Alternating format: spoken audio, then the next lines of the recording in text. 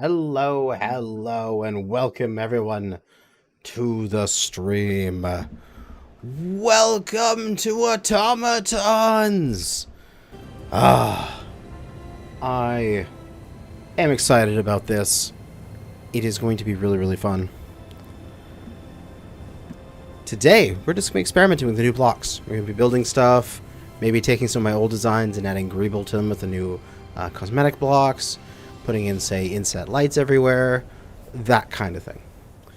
And one of the first things to do is recreate a couple of my designs from the beta so that I can just have them now, because we can do it.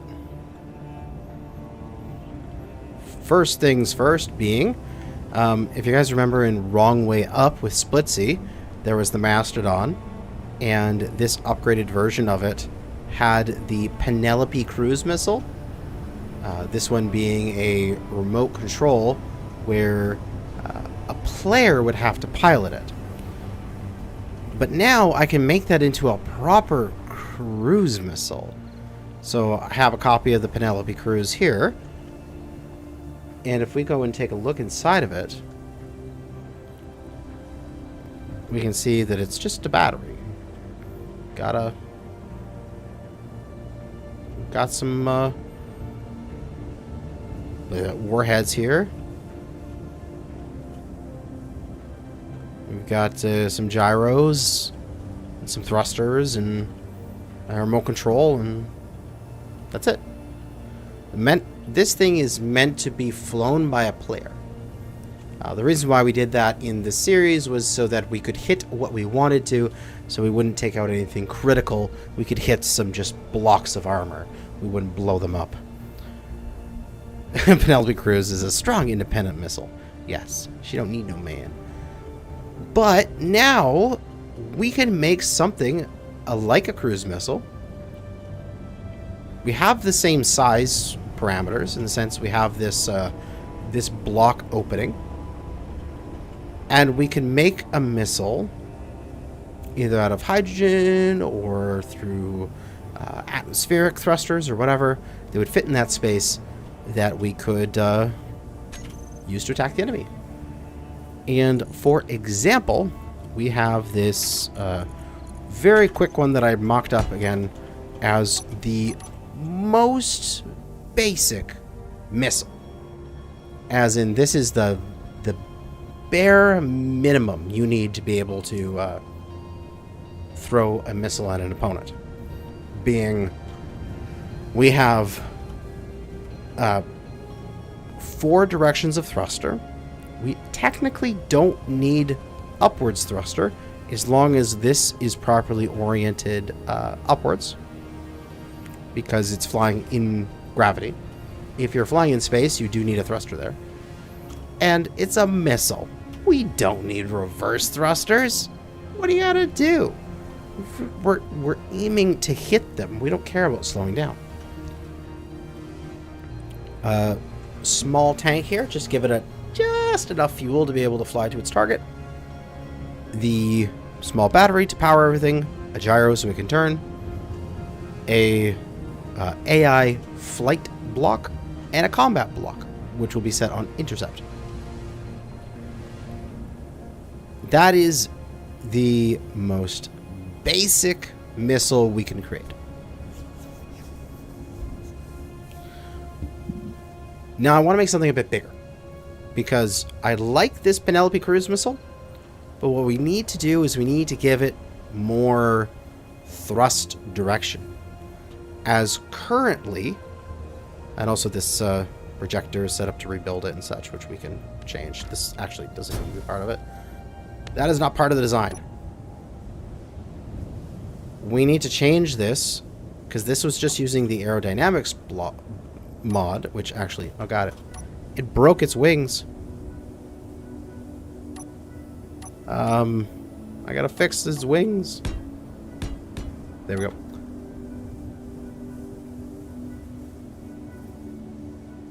And if I can get this flying, we should be good. It says unloading the world and sends you back to the menu. Oh, you got a broken save? It's probably a mod.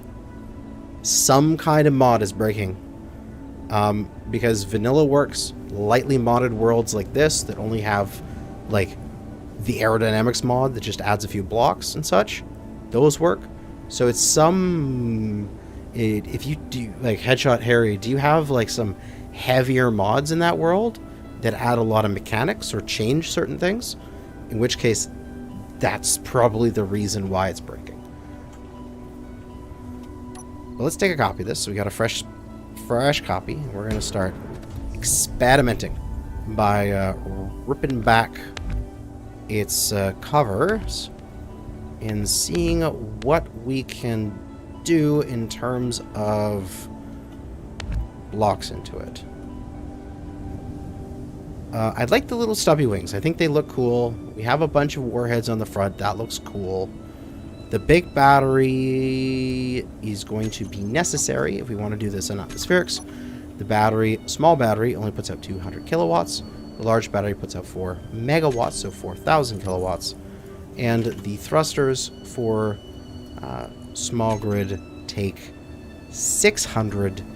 So you would need 3 small batteries just to run 1 thruster on full speed, where you can run multiple thrusters off of 1 large battery. So 1 large battery, please, which will go right there. That'll stay the same. I think the main change on this thing is going to be this thrusters back here. This greebling, these thrusters. Oh, right, add that exhaust block in there. So you could turn on the exhaust block so it like stream fire behind it and such. Yeah, that block's fun. Am I going to break this thing apart if I take away too much? Let's see. I need to... Oh, no, those wings are attached in a different way. Okay, we're good, we're good. We still need the backwards thrust, but now we need downwards thrust and side-to-side thrust. So we can get downwards thrust there. Easy enough. I could even get it in the center? Can I punch through this? Hey, let me try this. And also, I hear my dog barking outside. I might have to go get her. Okay, that's the remote control. We don't need that anymore. We're not going to remote control this thing. We can punch right through the center. This should only need a single downwards thruster, right? That can just go right there. And then it needs a side-to-side thruster. We can go that side and that side kind of thing. And that should be enough to cover us, right? I want to think that, and I can do something like that to end off the end of the missile here.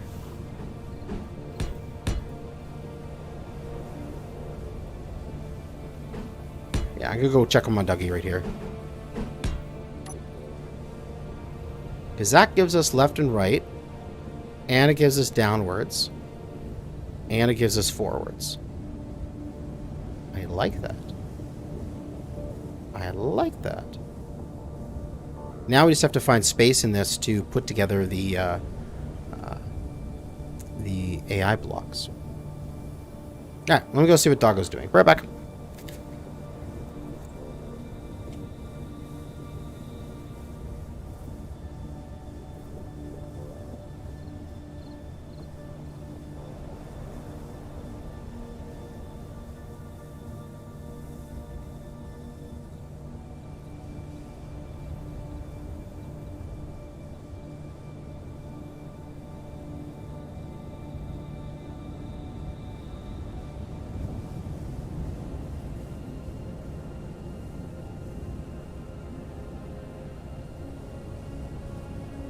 Dougie is successfully back in the house. She is eating a treat, and she is happy. Oh, there she comes. Hi, puppers. Very soon. This weekend, I'm going to be setting up dog camp. So this weekend, you'll be able to watch her lick my toes. It's weird when I say it that way, but yes, the dog will be licking my toes on the weekend, and you guys can view it if you wish. Get some cover on here with some armor panels. Why not? We'll get some... where's the panels that fit there? There they are. There and there. Unfortunately, there's a little bit of a stick out, but whatever. It's just what we gotta do for these thrusters. I could change it so that this one thruster's on the top and those two thrusters on the bottom, and it might look a little bit better, but whatever. That is functional. Okay. Now we have to make room for the AI blocks. Toe-looking streams comply with the TOS. Where can I get some AI blocks in this thing? So this large battery needs to stay there. I have this... What is this, a space ball? I can get rid of that. That thing doesn't need to be there. And realistically, I could get rid of a couple of these explosives. Oh, and I can use the new top-mounted camera. I totally can. Here, let me just clean these explosives off. That one's the way it attaches, so we'll leave that one. But we can get rid of that space ball that was there, and we can put in a AI flight. So there's the left side, right side, front side. Essentially, what you're looking for is if you are looking the direction your whatever is going to be moving, you're on top looking down, and forward is the forward of the thing. You want the rocket to going to the upper left. You don't have to look for the stuff like that. You just go upper left rocket. Okay, right orientation, we're good. Don't need two of them. So there is the... There's the flight controller. And then you put on the offensive combat one. And then you refill the explosives.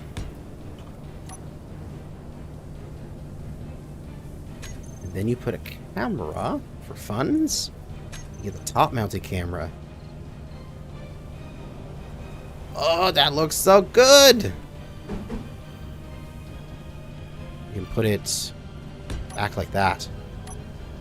Oh, nice! I mean, this thing doesn't really need a camera, but it looks good with it. So might as well add it. And realistically, this should just work. We should be able to just launch this, and it'll function. We only have the one downwards thruster. That should be more than enough to fly this. It doesn't have a remote control anymore. It doesn't have a antenna anymore, so I can't directly control it. So let me just take a copy of this. And let me take a copy of, say, the Discovery. And we'll go way over here. And we'll plop a copy of the Discovery up in these hills somewhere. And we'll use it as a target practice. Right here on this ridge line. How far away is the base? 3 kilometers? Okay. None of the turrets should shoot out this far. We should be fine. We'll plunk the Discovery, the target Discovery right there. It's not a jet. It is a attack missile. It's a cruise missile. So what we're going to do is we're going to give this Discovery to the space pirates. And now that's a target for us to shoot at. So when we launch our missile, we should be able to fire it in that direction. Oh, the other thing I want to get in here is a timer. Where can I fit a timer in this thing?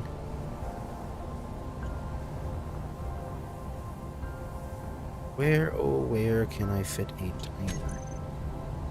Because what I want to do is have a timer so that I will essentially I will launch this in a direction with the back thruster on override, and it'll fly in that direction until it reaches, say, 5 seconds out, and then the timer will turn on its AI block so that it starts tracking the enemy. So what I wanted to do is essentially like fly straight up for 10 seconds and then turn over and go at the enemy grid. Why I wanted to do that is that I do want this thing to be loaded right here and fire out of this bay. So I press a button, the thing flies up, and it should turn over once it reaches its height and then fly at the target. 2.5 kilometer detection. Yes, this is a little far. I'll move this to just over 2K away. So what's a good spot that's just over 2K? Here, why don't I put it up on this ridgeline? That works.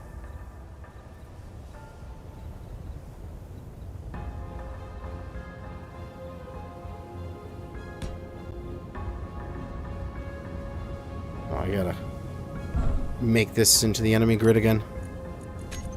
Space pirates. There we go. Now that should be being tracked. Yeah, it's 2K away. We're good. And none of the guns are automatically firing because they're 800-meter guns. We are good. Okay. So, I'm going to cut this off. Zoom. And it's floating exactly as I wanted it to. And for now, I'm just going to throw a timer and a panel on this so I can control this thing. So, what I'd like this thing to do is be aiming upwards. And let's just say it's going to be aiming upwards and relatively towards the target it's going to be fired at. Right? Okay. It hovers. That's good. So what we're going to do is... Oh, I could do this with an event controller. Okay, let's do that. I like that. I really, really, really, really like that. Okay. We need a timer just for experimentation. We need an event controller and a timer. Okay. And then a panel to access it. So what we're going to do is we're going to set up the AI flight move is on, AI behavior is on, speed limit is maxed out, whatever for the minimum altitude, align to P gravity, we're good. Collision avoidance is off. AI combat is going to be off for now. Oh, wait, it can be on. AI behavior is what we'll do turning on and off. We attack enemies. We're going to attack closest. We're going to search interval very quickly. We're going to do anything. We're going to intercept. And we're going to do basic. We're going to override collision. Okay, so if I turn AI behavior on, this missile should track the enemy and fly right into it. So we can test that right now. We'll just copy this. We'll put it right here. And if I go into the AI combat, we'll arm the warheads just for fun. We want it to work well. AI combat, AI behavior on. And it is tracking the target and flying towards the enemy discovery. Ah! Okay, there we go. We're flying in.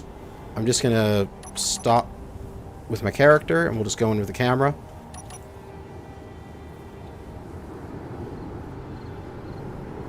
Cruise missile.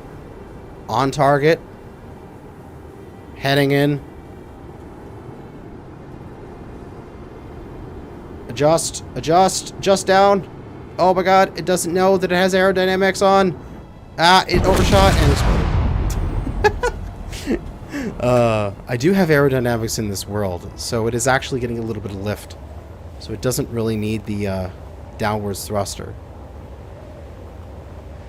But whatever, it's going to work in a vanilla world, it'll be fine.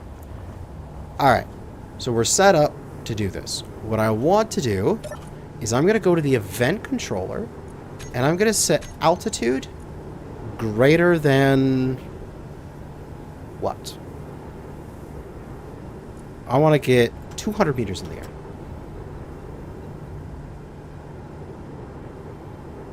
And then once I'm 200 meters in the air, I'm going to set up actions, and I'm going to go to the AI offensive, and I'm going to turn the AI behavior on. I'm going to set up this timer with a button, like so. So this button is going to be timer block trigger now. Oh, does it work? No, I want to set this override to 100%. So imagine this thing sitting on the ground, right? We need to make that happen. Let's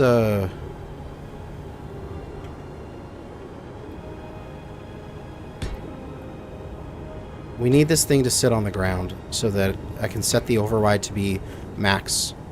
I realize this looks weird, but I need to do it. 1 second. I'm going to put this down here. We're going to go into this. Go to that one thruster, whichever one it is. Help me build vision. You are just Atmos thruster missile. Okay. Atmos thruster missile. I'm going to thrust override this after we turn it off. Bada boom. I guess we don't even need the timer, do we? No, we just need a button. Yeah, we just need a button. And this is going to be for that single thruster on-off. Okay, so this is the concept. Of course, this is just the how it's going to look and how it's going to work. We'll have to make this functional in the end. But what should happen, let me get my spectator camera here, and following this, is we press this button, this thruster on full override is going to turn on. It's going to start rising up. Once it gets to 200 meters altitude, this event controller is going to go, hey, we're in the air now. And then it's going to activate the combat block, which is going to cause it to turn and fly into its opponent. We'll see how this works, and then I can probably take wings off and adjust this so it actually hits. But press the button.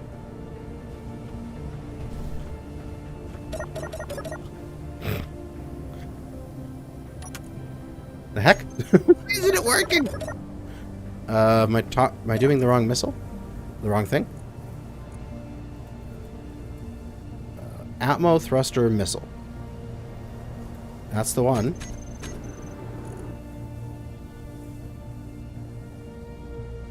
Does it not have enough thrust now? Is this thing too heavy?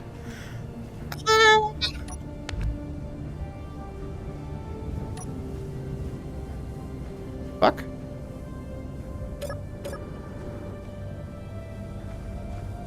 I'm so confused. It was hovering before. It flew up before. What the hell?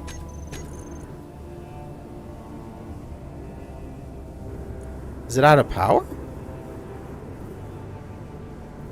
Battery?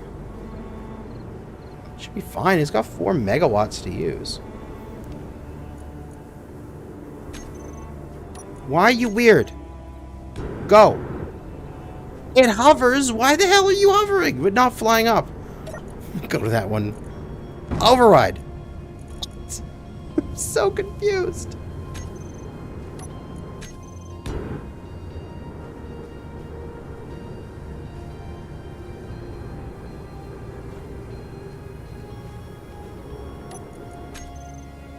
That's so weird.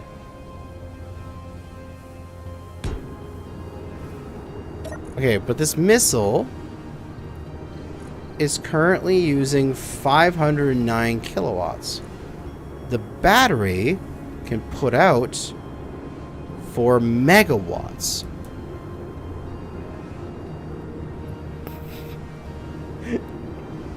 What?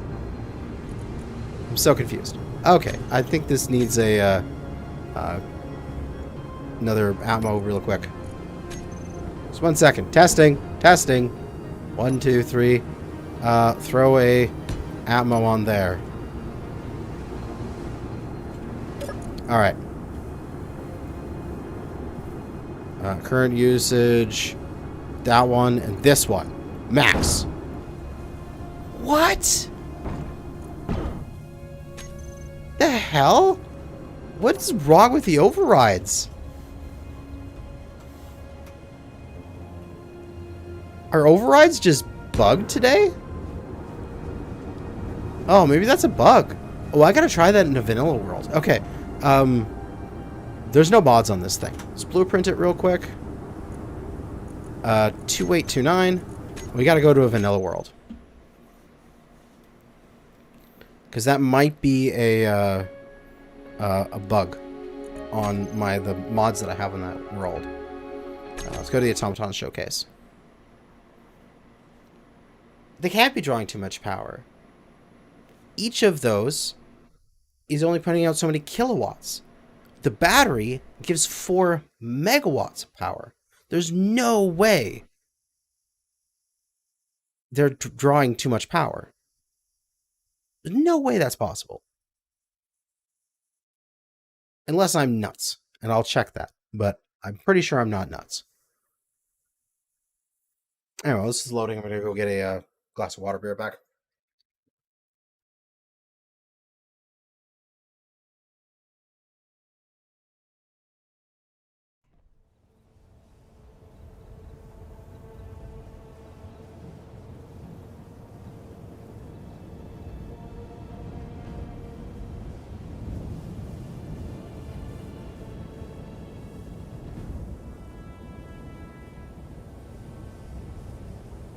So in case you saw the video that I posted right before I started streaming, this is the showcase world. Where I showed off all the blocks. Can't get my butt in position again. There we go. Was it 28? Yeah, 2829.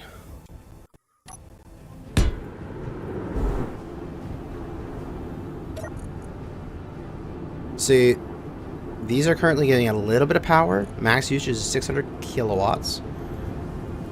We have the 200 and something kilowatts. That one's thrusting. This one's...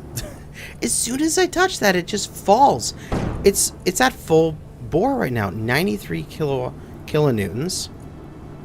The other one's 93 kilonewtons.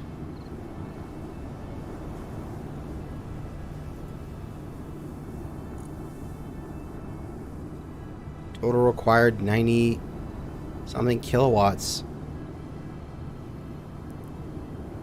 It's weird. It's so weird. Let's let's disable the AI blocks and see if this okay, stay up. We gotta turn the overrides off. This thing can't fly with the overrides on for some reason.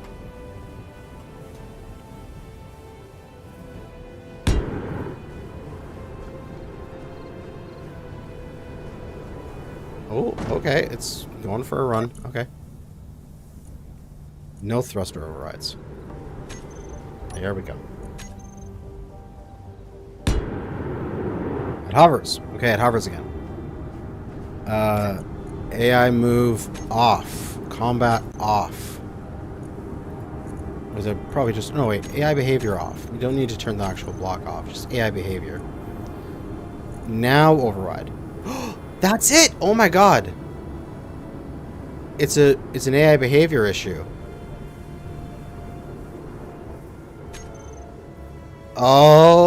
Okay. That's why. Okay. That's the issue.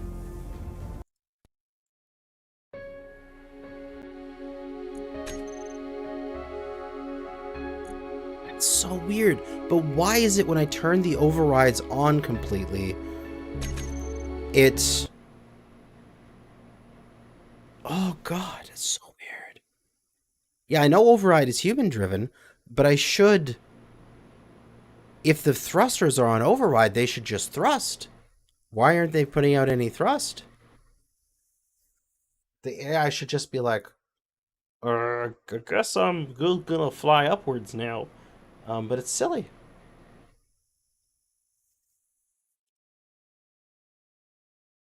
It should just override. But that's strange. Something weird about that. Okay, we gotta put that into our design. Oh, we gotta think about it.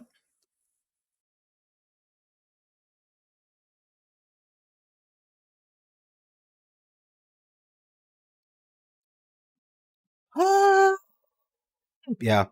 Well, maybe they'll look into that. Hey, Canadian meteorologist. Welcome to the stream. So, we need to put that onto the event controller as well. Okay, we can cut that. That's fine. Turning that on and off, that's actually okay. We can do that. Let me play with this for a second again. Bada boom. Ah. Yeah, there we go. That way slightly. Stay. Good thing. And let me... actually, I just need to copy this again. Okay. So this thing is ready to go and fly upwards. We'll have to do both things with the event controller. So, event controller. Welcome, welcome. Altitude greater than 200. Setup actions. We're going to have, in the first slot here, we'll have AI flight move, AI behavior on. Then you hit Control 2 or Control 3 or whatever, you get a different toolbar, and it'll do all the actions. When it detects the thing, will AI offensive, AI behavior on. And then for now, we will turn AI behavior off on both of these things. And now, if I set that current thing to override, and then this thing's ready to launch, we'll just give a quick copy of it. We just go boop. Now it's working! This is what I want, although this launch is very slow, but we can make this better. Now, when this gets 200 meters altitude, it should turn on its AI behavior, turn over, and attack the ship. Yes! Yes, that's exactly what I want. Oh, but it can't control the thruster because of the override. Now it's just sliding backwards. Come here. Come here, little thing. Oh, you're so dumb.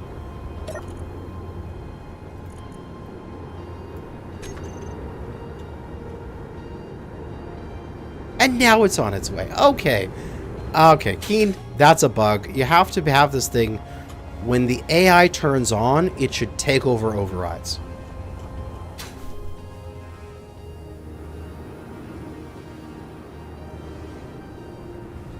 Or at least that should be a toggle or something. Like, that's just a little weird. But hey, this thing is now cruising in. We'll watch it blow up. Or I guess the warheads aren't armed, so it's just going to bounce off of it? I don't know. It's going to do something. This probably looks like it's going to fly over it again because of the air blocks. No, the aerodynamics. That's flying over it again. It's like, wait a second. Boop. Dead. Okay. Alrighty then. We figured out that portion of it. Now, let's go to the event controller. Select actions. Number 3. Where's that thing?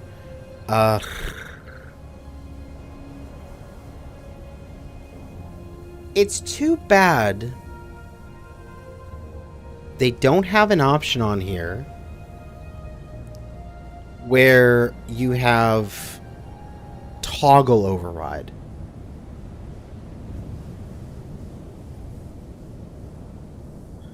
Like, you got increase and decrease thrust override. It'd be really nice if there was a toggle override, like on gyros.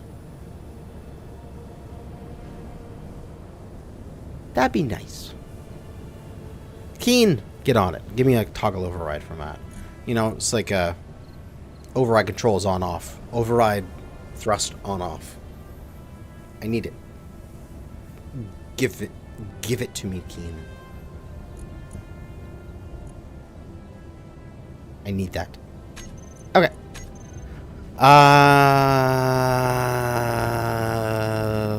This is just gonna have issues, isn't it? Yep.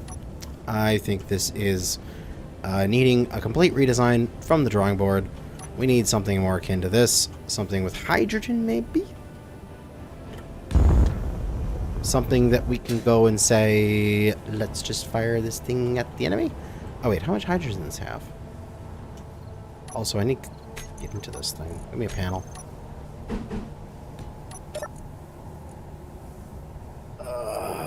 AI flight is fine. AI offensive.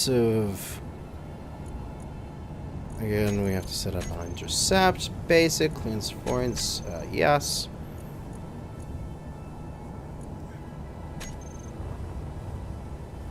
And this hydrogen tank, though, is almost empty. Yeah, it's halfway over.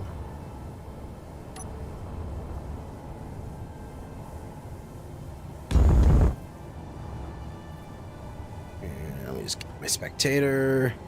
Spectate the grid.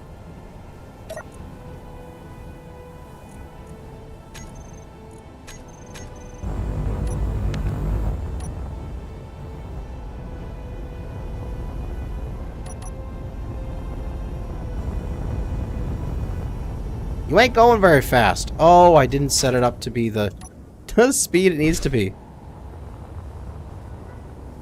You're only going 10 meters a second, you little dumb you little dummy. Go! Now it's off!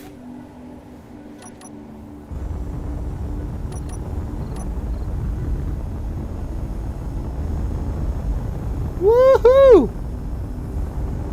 Collision avoidance is on, but the AI offensive has override collision avoidance, which makes it so that it doesn't matter. And it goes directly into its target. Warhead was off, though, so it just bounces instead. And then sits there. Good little missile. Alright, that was successful. I think we'll have to do something more akin to that for this thing.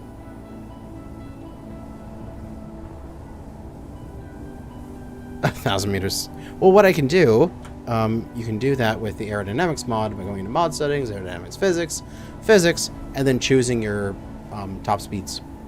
So you can put in whatever you want. You want 1,000? Put it at 1,000. I have it at 150 right now, but I could raise it. I just have to reload the world. Okay, let's fix this missile up a little bit more. Offensive. Yep, intercept, flight, move. 150. Min altitude 25. Actually, I really don't care about minimum altitude. We only need 5 meters. You'll Alt F10 opens up this menu, and then you have this mod settings if you got like aerodynamics and such. And then you can go click into it and go aerodynamics, physics, and then you click on one of these, and then it gives you this, and then you can just type in whatever you want, then confirm, and then reload your world, and it should work.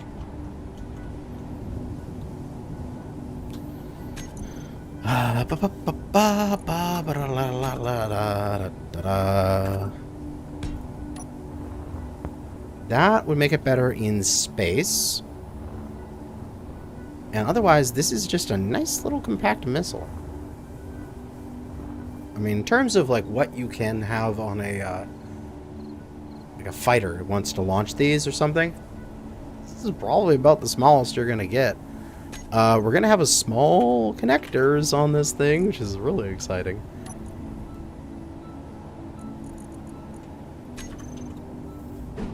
So you can put a small connector. And I could, theoretically, rearrange some of these blocks so that I could actually have a small conveyor there and then a small connector there.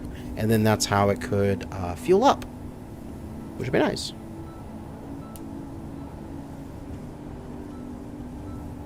Yeah, why don't I do that?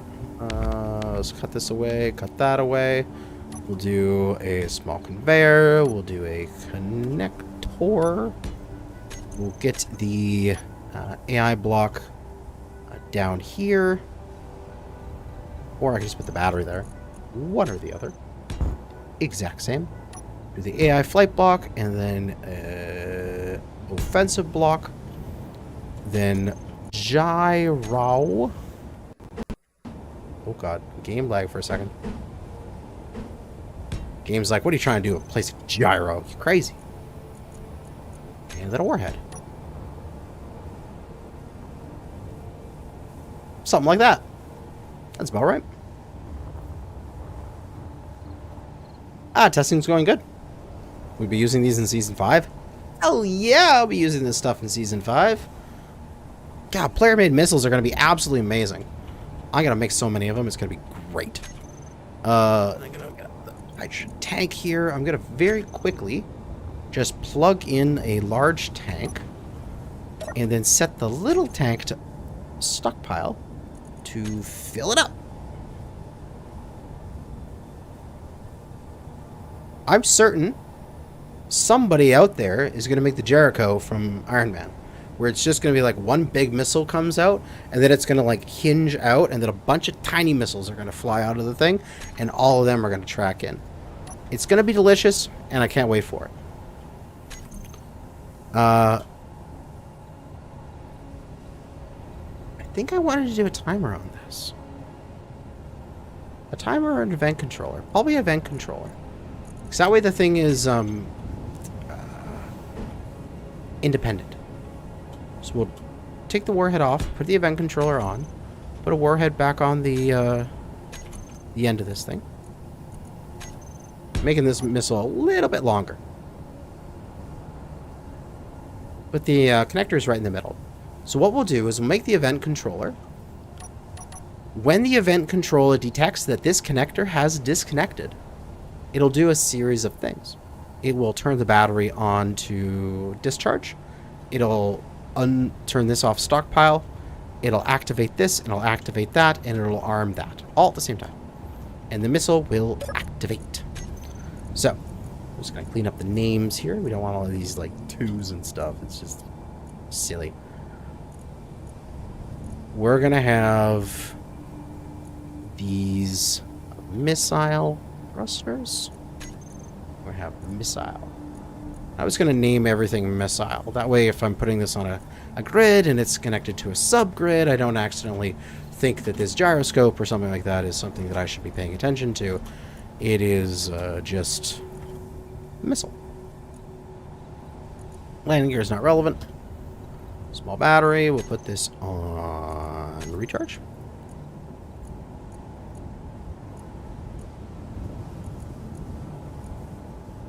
Yep. Yeah, when the thing gets disconnected from its grid and the battery's on recharge, if I'm not mistaken, during that instant it disconnected, the event controller is still on, and the event controller will turn it on to discharge, and then it'll still have power. I believe it works that way, but we can test it. That's the joy.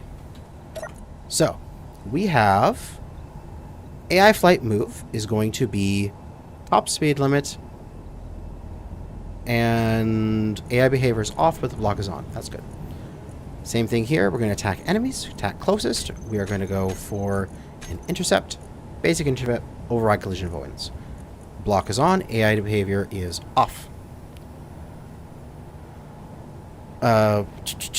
Small battery is on recharge. Tank is on stockpile. Okay, we're all set up. This would be the missile in its dormant state. We're waiting to be fired.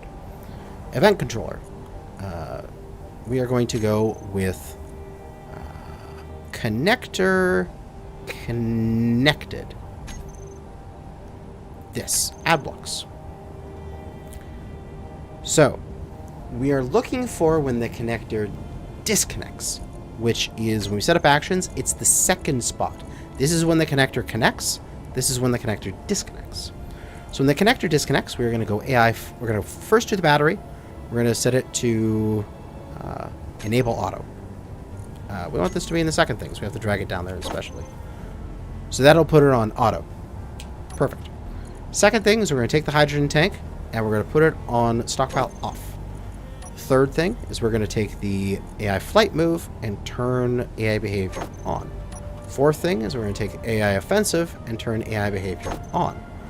And the last thing is we're going to take the warhead and arm. And the missile should be fully armed and dangerous the moment that it is disconnected from its grid through the connector. So what I should be able to do is carefully, very good, we have the missile there separated by itself. We can take it, okay, just make a few copies here that we have spares. And let's go throw together something real quick. I was going to grab something, but I don't really have anything that is ready and available. So we will just do this. We will go cockpit. Just throw down some bread. The landing gear. Just make a quick ship. A quick missile firing platform that'll be ugly as sin, but function. Put a cockpit. We'll put some blocks going back. Get some thrusters. And some batteries. Just put some batteries on it. Put some thrusters on it. Doesn't matter where, doesn't matter which direction. Just get some thrusters on it. It's ugly as sin, and I don't care. But we're going to use it to fire these missiles.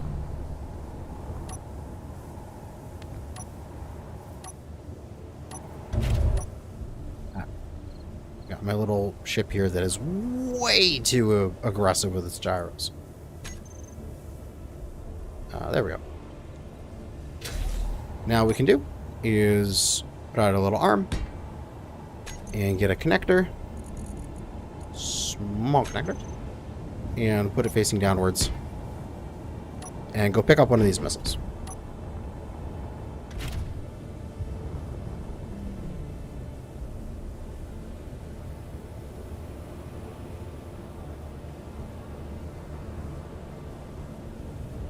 So this would probably be set up in a nice way that you could just easily capture these missiles while you're reloading your ship.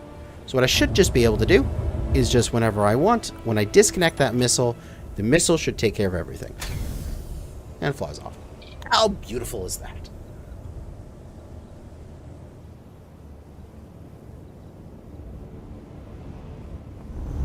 Now I have the MechSpecs thruster effects. So they look cool, and they get the nice thrust. Oh, it's coming in. It's coming in. Boom! Look at that! How good that is. Alright, you can make really cool kinetic devastation stuff with these. If you just made a big thing and you had a really high top speed and you just let it go, those would be able to track their way in. Oh, that'd be nice. But that's it. That's all you have to do. You just grab the thing with your connector, and when you disconnect from the connector, your missile flies off and has fun. You don't need to worry about it. Like, how cool is that?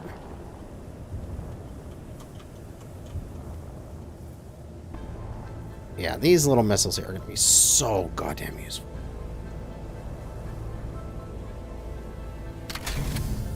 Boom. Gone. Missile gone. And it's flying off there. It's so easy. It's just that easy.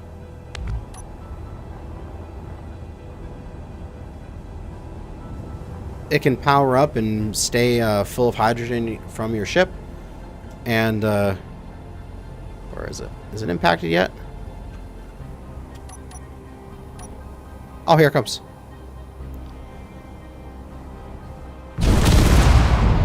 Bada boom! Straight into the ship. Absolutely beautiful. Alright, sweet. My missiles are functioning. That's all I really care about. There it is. I think essentially the most basic automatic missile you can make is this thing. Oh yeah, you could totally give it a slight delay between detach and activation. You just put it on a timer. You just give it a 1 second delay. You have the event controller start the timer, and the timer does everything. Well, the event controller should also undo the battery, but nothing else. And then the timer does everything else a second later. It's possible with the event controller's trigger to switch to intercept mode when it gets near a waypoint. You shouldn't need to do that. Let's modify one of these. We'll copy this, and we'll go for a flight. Let's go up here. This will be fine. We're 4 kilometers away. The AI can't see that from here. So if I launch this missile from here, it would not see that enemy and would not be able to get it. However, what I could do is if I put on a AI basic. Throw an AI basic on there. So let's take off the battery on auto. Let's go for the AI basic. We want it to autopilot, and we give it a one-way to a waypoint. And let's just put a waypoint here. Actually, no. Let's do the waypoint off on the side so we can see it turn. Put a waypoint 1.75 here. Yeah, that's better. So now what should happen is we'll set this thing to fly to the waypoint. And then when it gets close to the waypoint, the AI behavior should take over, and it should fly into the Discovery. So we want to have the offensive on. We want to have the flight on. And as you see, it's not going anywhere. But if we try to do the task on, autopilot to the thing, behavior is enabled. It's trying to fly there, but it can't because I haven't turned off the hydrogen tank. So as soon as I turn this off stockpile, it'll fly away. So I'm just going to turn the warhead armed, and then I'm going to get the spectator camera to get this to follow, and then we'll turn the hydrogen tank off stockpile. And that should... Why are you going so slow? Flight. Should move towards its... see, it's searching for enemies. Can't find it yet. Task is one way towards the waypoint. Add. There we go. I didn't add the waypoint. Alright. There it goes. So, goodbye, grid. Leave my engineer there. It is flying to its waypoint on a basic task. But once it gets within 2.5, it will find the Discovery, and the combat should override the basic task. So the idea is that if you set up a patrol, you could literally just have a missile patrolling your base, and then if somebody gets close, the missile just goes, oh, target, and flies towards it. So we're at 2.6. Soon we're going to be within 2.5. And now any second it's going to detect it because it's doing its cycle, waiting to the next detection cycle. And it should take over and fly it in, if I'm not mistaken. If I didn't do something wrong, it's not doing it. Come on, Grid, you're supposed to do what I expect you to.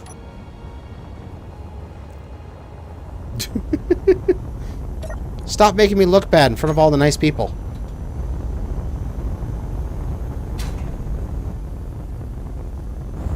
Oh!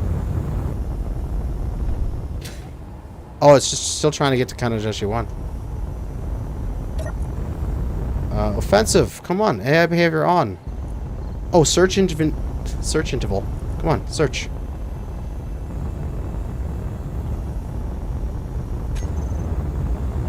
What?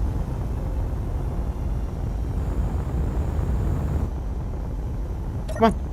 I guess if I turn off the basic one, the offensive is going to search. And it didn't find it. Really? Now it's just flying off in this direction.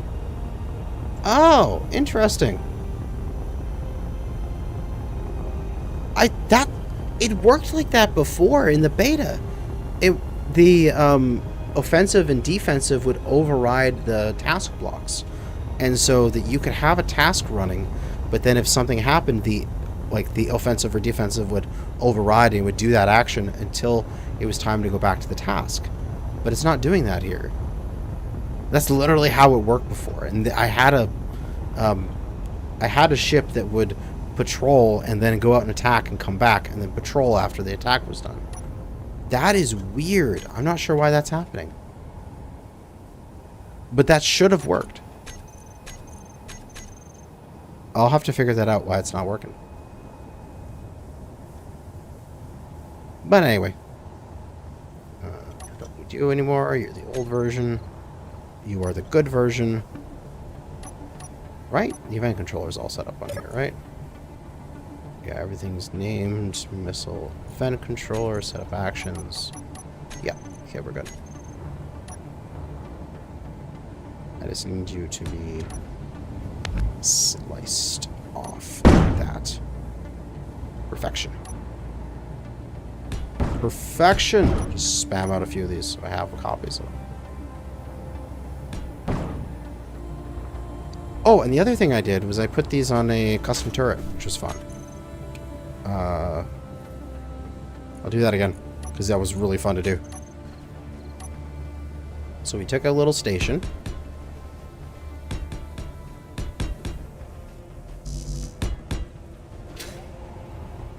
And we had a turret controller. Get a seat. And we'll put a battery on this thing. You want to get a rotor. Clean up my bar a bit. Rotor and hinge. So you could do this with advanced rotors, so that way the thing stays fueled all the time. You take that, you cut away that. And we put on a small head, right? Yeah, that's what we want to do. And then we put a 3x3 hinge on that. And then what you can do is put a connector onto that. Like say a couple blocks height. I mean, this will just look kind of silly, but this is a work. This is something for a concept. And then you have to position this correctly and line it up. And I guess I can... Here, I'll actually make them the same grid for a second. Just so that it's easier to paste.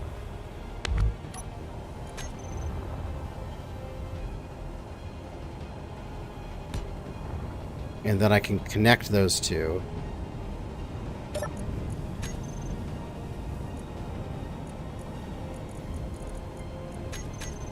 And then break the grid.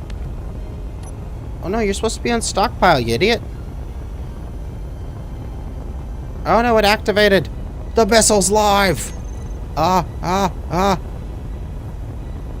Battery is on free charge. The hydrogen tank's on stockpile. Okay, you're good.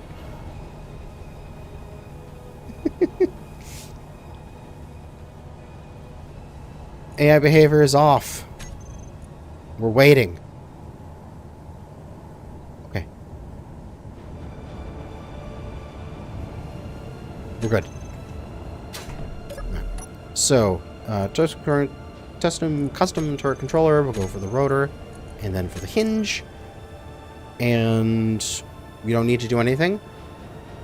But what you do is you set up actions and then you put something here, such as the small connector unlock. And what will happen is when you set this thing to target an enemy, it will turn to face the enemy, and then when it is pointing at the enemy, this will unlock, activating the missile, sending it off on its way. It's very good shit.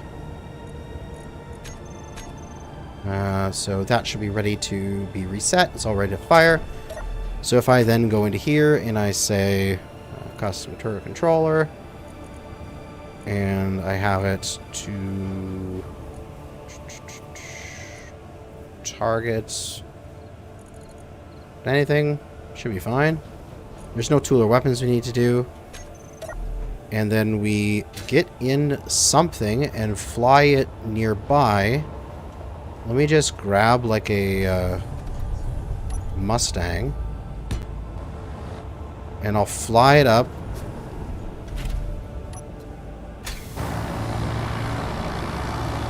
I don't think I need a camera. We'll see.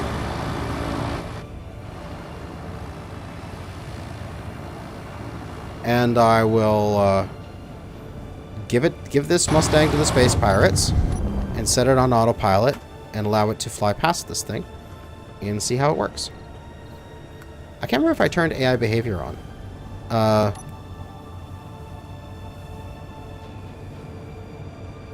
Let me just land this real quick.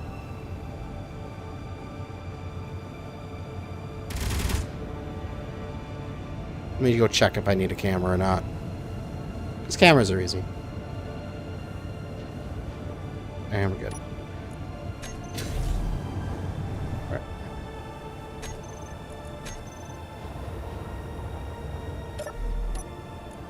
How's the door controller?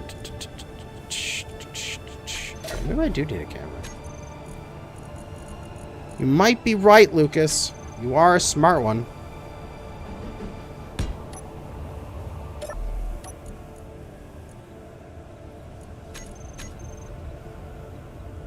Yeah, enable AI. Aiming radius 800. There we go. Target that. Perfect. Okay. Come here, plane. I need you. Lucas, you're a smart one. Why should I ever doubt you?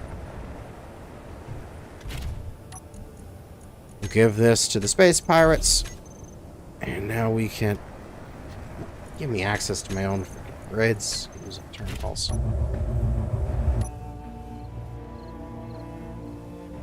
We're up.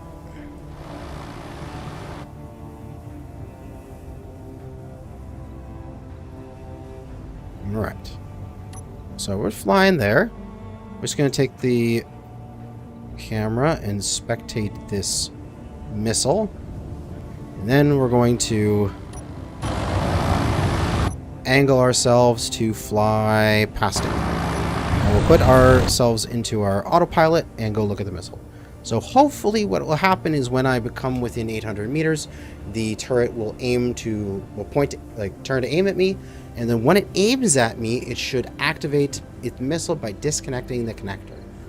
This worked when I made it in the beta. Let's see if it works again, as I am coming in, and I should be coming within 800 meters at some point. Up, there we go. Boom. Yeah, it worked. And then there's my big shot at, and I can fly my plane. Evasive maneuvers. Oh god, climb. No, the missile is going! Oh god! I've dodged it! It's tickling me. It's tickling me. I don't like this. I don't like this. Ah! Ah! Ah! Dive, dive, dive.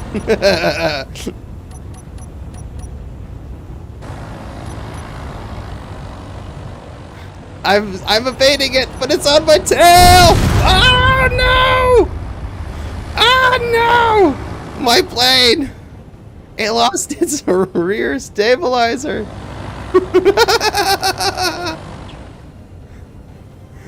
Oh, God, that was great.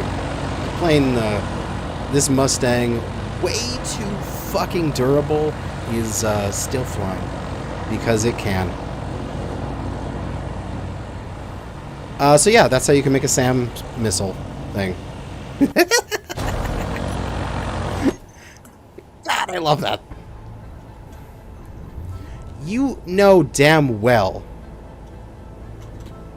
I'm going to make a plethora of these in my series now. Like, they're so cool! You can make your own SAM sites. Yes! Love it. Of course, this is very rudimentary and how it's designed and how it's reloaded and such, but you could have an entire setup that is a very simple plug and play, and maybe the event controller is set up a bit different and is really easy for you to have. Like, you could have this thing using a script or something. You could have it reset to a known location, and then you could have another like rotor or something or a hinge with another missile like in tow, rotate into position, lock, and then pull away again. Oh, it'd be so good. You could like have it auto reloading if you set it up properly. It'd be so awesome. But just imagine those. Like, just imagine that you had like these scattered around the area, and you have you're flying along, and then all of a sudden you see like SAM launching, and it's just like, holy shit! Like, we got all these missiles coming in at us. It's going from the left and right. Ah! And you gotta dodge them, and it'll be great. Oh, that'd be so good. Yeah, a volley of 4 missiles. It'd be amazing. You could even have it.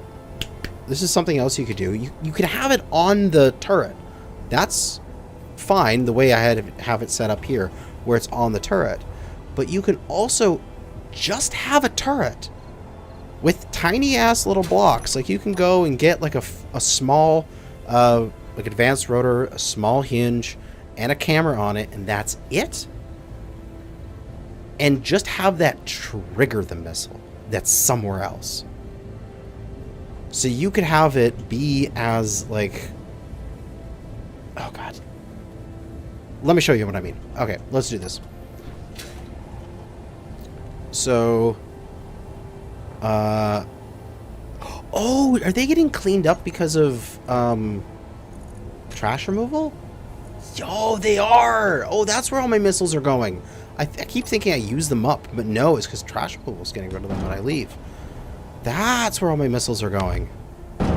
Oh, I get it now.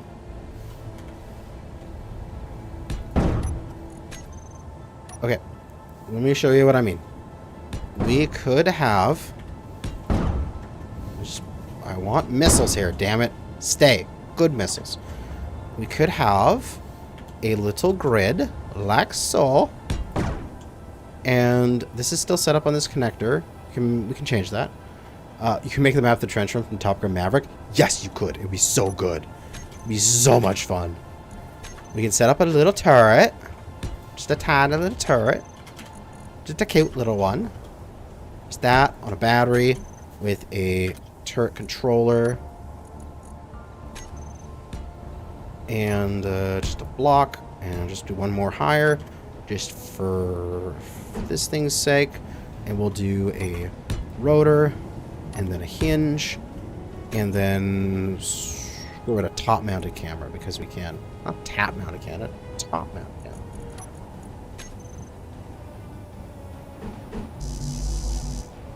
What? I can't place it. What the fuck are you talking about? There we go.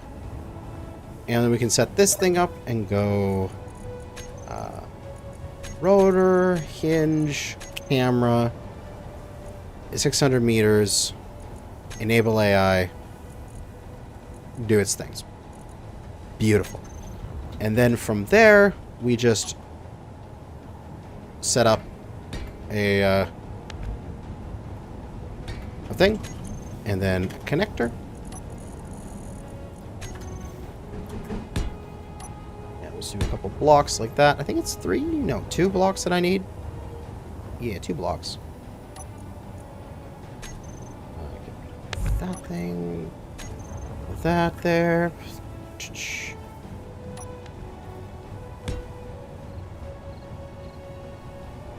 It's gonna go weird when I connect it, so I gotta go and fix it all after I connect it.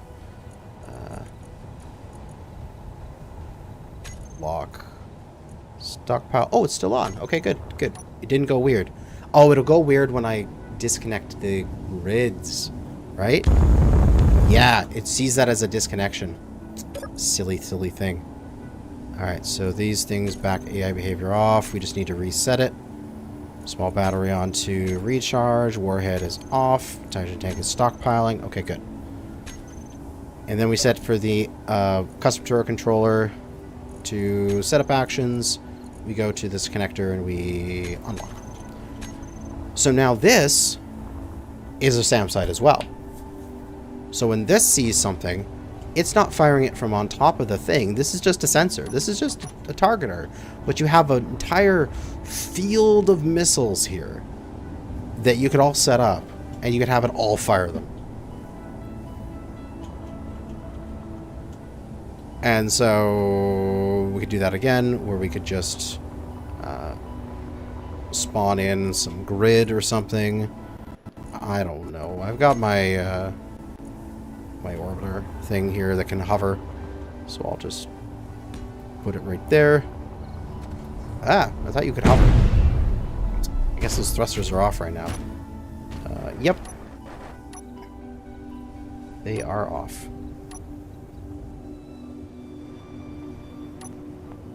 There we go. Now this thing can hover.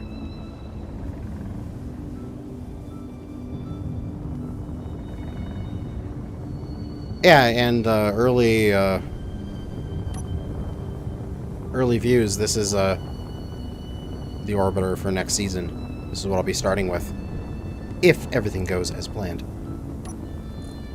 We'll give this to Space Pirates. Jump back in. We'll go take a look at our little thing here. We have to get within 600 meters of this. So let's go fly over the base. Turn on the autopilot. And when this little turret sees me, it should whip to me, and then the missile should fly. Yep! Thank God that works so well! Oh no, I'm being fired at! Ah! Ah, the turrets on everything is taking me out. But yeah. And there's my little block breaking up there. Is my missile still flying out there somewhere? Oh yeah, there it is. The missile's like, oh, but what was I supposed to do? Oh, I lost my target. Hey, you can have that thing up there. Go for that thing. Let me just offensive. Search for your enemies. You know? 3, 2, 1. What? There's an enemy right there, you dummy. Stupid thing. Let me just repaste you. Really? You're an idiot. Stupid missile. It's like they hit one target and then they never want to target anything else. They're like a bonded pair, like they're a mating pair. I couldn't target anything else in my life. I just targeted that thing. But this is another way you could do... I'll try placing it higher. Okay, I'll try that. Over top of it like this. God.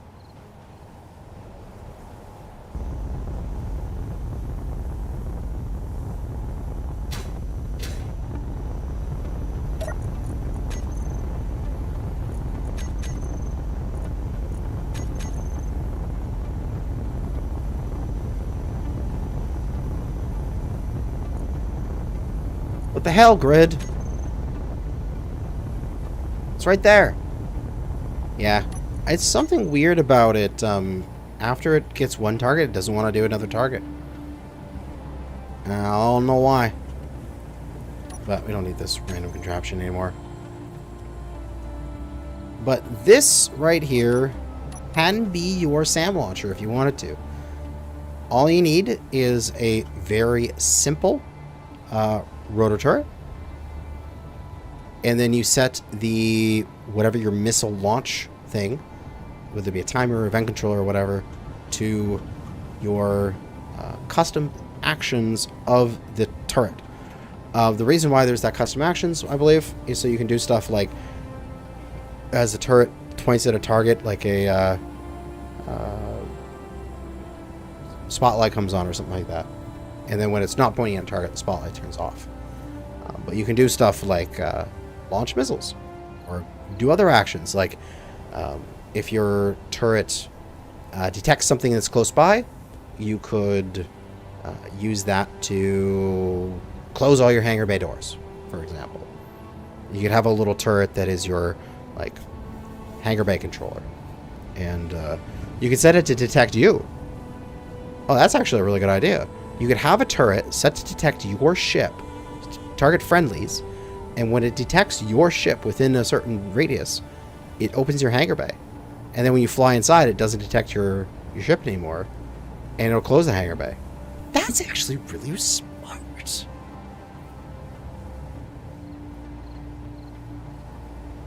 That's really cool. I should do that. I should make that happen. Yeah, because you can do actions with your turret controller. You can do that for a sensor for cheaper. Does your sensor have 600 meters range? Oh, or 800 meters range? What if you want it to be on your approach? It opens up and does a grand thing where it has to unlock 15 things and open it up. Huh? I know, you can do it with a sensor. But, it's just an idea. Anyway. This missile here, I'm going to come back to in the future, as I think I need to completely repurpose it into a hydrogen-based missile, like this. I think something like this, and then I can change it up. Okay.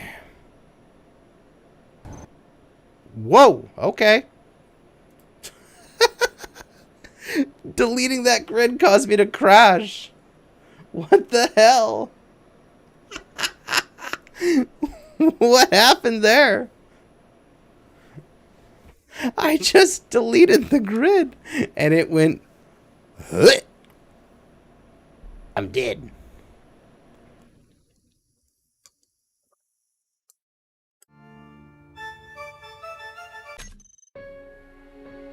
There we go. We're back. I guess I won't Alt-X... Alt-X or Alt-X, whatever the command is. I won't delete the grid that way. I will take it apart piece by piece. Because something went wrong with that grid.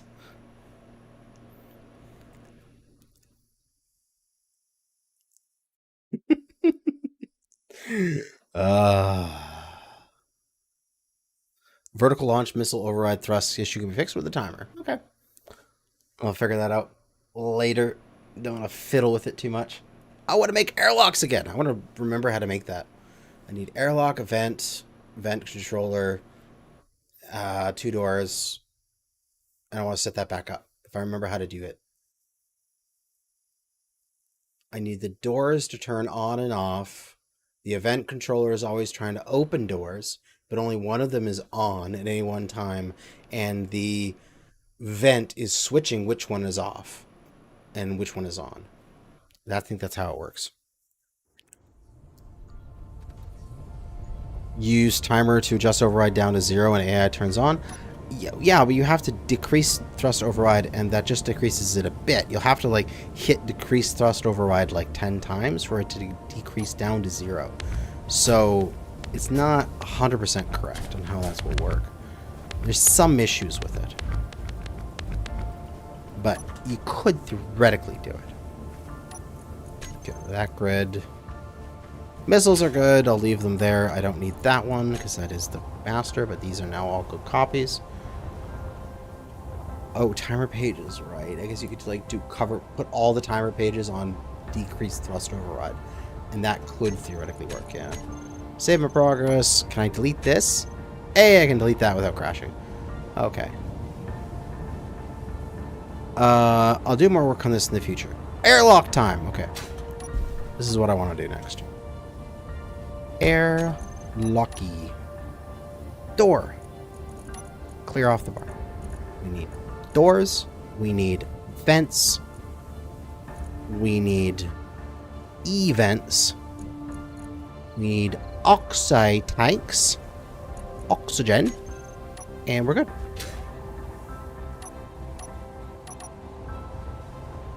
Make this area for it. And we're also going to need some glass. What? Oh, I guess it's just a window.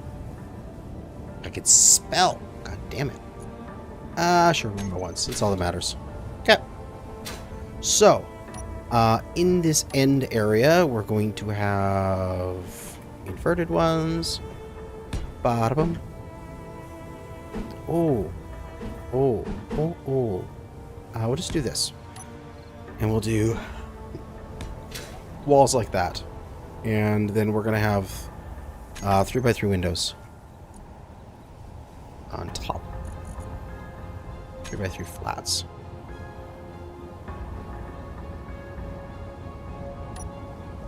Throw in a block there. I'll throw the 3x3 flat on it. And then I'll remove the block. And then we'll do light armor corners here as well, which will get us to our door.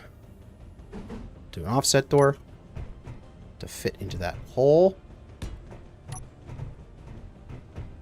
Very good. Now I can't get out. I didn't plan this out. We need a battery on this grid, damn it. Let me put a battery on the underside so it's hidden. So we have an offset door right there. In this space, we're going to have a full air vent because we can. God, I love that. And then we'll have another offset door.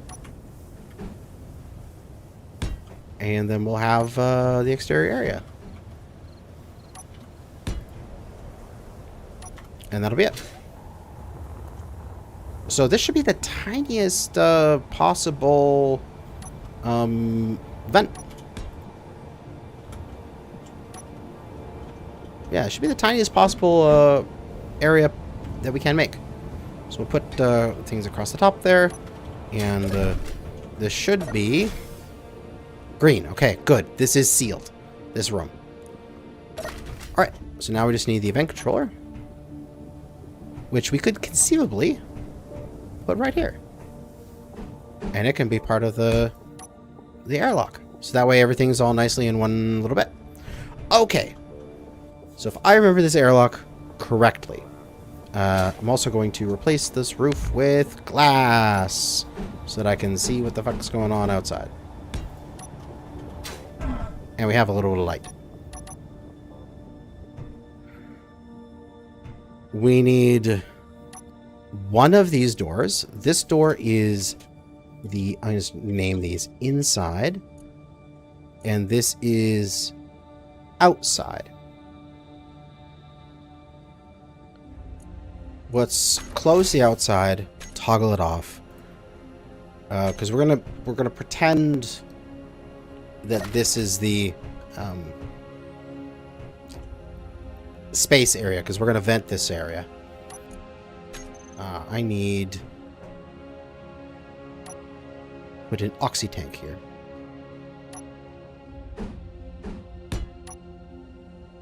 So with this closed, we're gonna vent, depressurize this area, and this room pressure is now 0. There is no oxygen here. So, as we close this door, the event controller is going to go door closed. Door opened? Yeah, door opened. And we're going to do both blocks. Right?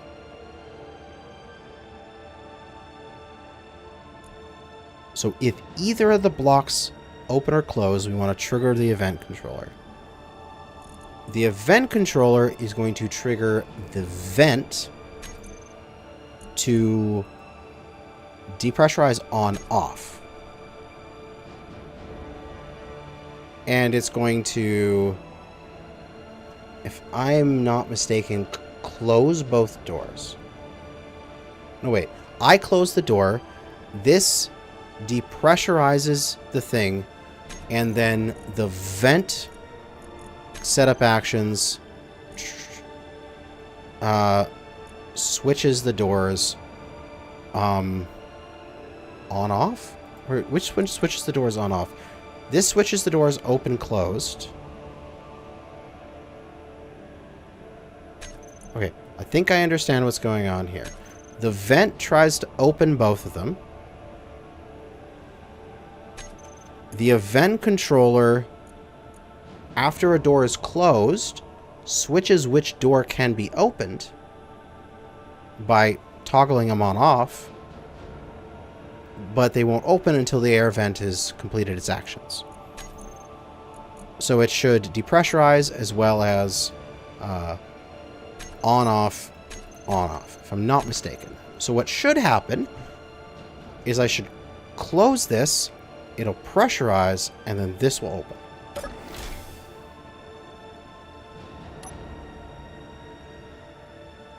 I probably did it wrong. Let me try that again. Okay, I opened that, pressurized, and switched the doors. Okay, so I needed to have that in the other slot. It shouldn't have been in this slot. It should have been in the second slot. So, depressurize on off, and the doors toggle block on off, and toggle block on off. Okay, let's reset. So this particular door should be off. This door should be on. This should be depressurized. So when I come into the space and I close this, this triggers, this cycles, and this unlocks, and then you can just open it and go through. And then back when we close this one, that triggers, this cycles, and that opens. Okay, that was wrong. That shouldn't have opened. I have it wrong somewhere in here. Why didn't that one turn off? Does anyone have the, there was steps to do this. They released it in the beta of steps how to do the door. Anybody have the door? Please. I'll go look it up. Space engineers. Automatons beta airlock. There's gotta be a listed here. I know it's already on the workshop. I want to build it myself. I just want an image that tells me what to do. But if it's on the workshop, I'll go grab it. Let's go up to the workshop. Library, into my space engineers, into the workshop. Is it there? Is it on the front page?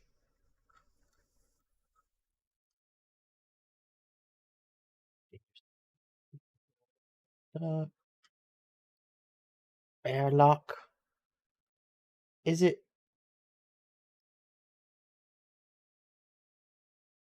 Oh, Better Airlock by Keen Software House. Is that it? Yeah, that's probably it. Yeah, that has the thing. Okay. Oh, refresh. It's got it there. Hey, a better airlock. Okay. Perfection. Let's just cut my shitty way of doing it, and let's get the better airlock in here. Bada boom. So what were the steps? What did I screw up? I had the things correct. Okay, so turn the inside door off and set the vent to depressurize. Okay, I got that correct. Now select the door open condition on the vent controller and select both doors. Now set up the action of the vent controller as follows. Toolbar 1, use a second slot to on-off the interior, on-off the exterior. Oh, I was trying to open them that way? I guess that was where I was getting wrong. And the third to set up the toggle depressurization. I got that right. And the air vent, oh, I needed... The first slot was open the interior and the second slot was exterior. I probably had those backwards or something. That's what I did. So I was close. I was very close, but I just was a little backwards. But we can go in here and you can press the button, sound block and everything, and it moves through. Yeah, that's easy.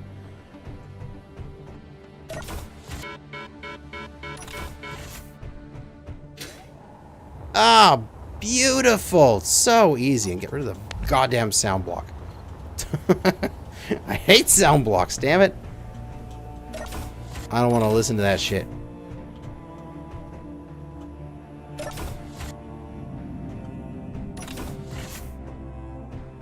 Yeah, this is great. These kind of airlocks are going to be so much nicer to use. The other thing will be using the event controller with a connected, disconnected on your regular old chips to automatically stockpile your batteries and recharge batteries and stockpile hydrogen tanks whenever you're connected to something. That'll be very nice. So that you can just park and your ship automatically goes on to charge mode. So you don't need like Izzy's charge script for that. Very, very good. Warning signs though. Totally. Get the...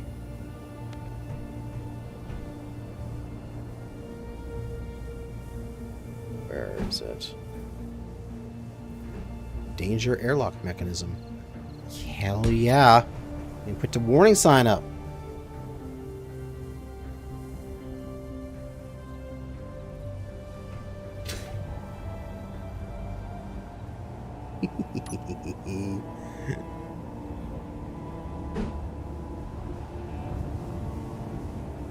There's no room inside of here. Recycle this again. There's no room inside here either. All the spaces are being taken. But I like these warning signs. Oh, that can kind of float. Oh, that's kind of cool. Nice. We can set up no atmosphere beyond this point. Is it dark outside in BC? Yeah, it's nighttime here. It's like, what is it? 9:45 p.m. Yeah, turn off engines when landing gear locks. A whole bunch of stuff with the event controller. I actually want to look through all the different events that it has and I won't do it on this one because I'll screw it up, but I'll just plop one down here. What do we have? So we have altitude, angle changed. I guess that's so altitude, we have from 1 altitude to 50,000 altitude. Nice. Angle changed. Angle threshold of 360 degrees in every direction. I guess you could do something like this for like a turret or some kind of other thing. Oh, I know what you could use this for.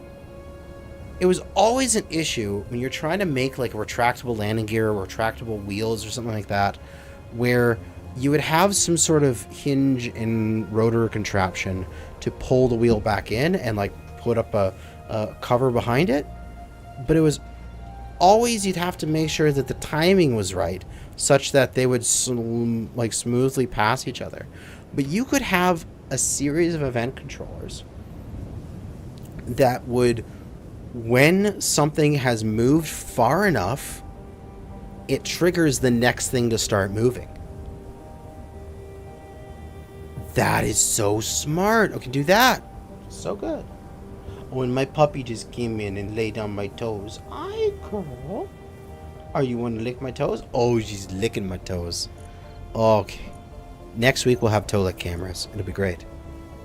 Block added or removed. So if we add something to the grid, remove something from the grid, boom. Anti-tamper device. If somebody starts grinding away at your grid, instantly you have an alarm going off. That'd be kind of nice. Gross? No, it's not gross. Doggy toe licks are amazing. Block integrity, you can actually choose individual blocks. You've got a threshold of how much integrity, greater than equal 10 or less than equal 10. Okay. If like a certain block is repaired, then do something. I could see that being used in some like RPG event scenarios where you could be like, hey dude, I need you to repair my this. Once it's done, I'll be able to open the door for you. And like you have like an NPC or something like that, and as the player repairs it, the event controller determines that block integrity is at 100%, and therefore it does some action and does it. Or like, don't you dare grind down my thing, you won't like it. And if you grind it down too far, a bunch of turrets pop out. It'll be kind of fun. Block on off switched. Oh, that's nice. I don't think that was in the previous beta. That's nice. So you can determine when a block is switched on and off. Cargo filled, greater than or equal to 10 to whatever you want it to be. Cockpit occupied. So if you sit in your seat, you could have stuff like lights turn on or something deploy whenever you sit in your seat. That'd be amazing.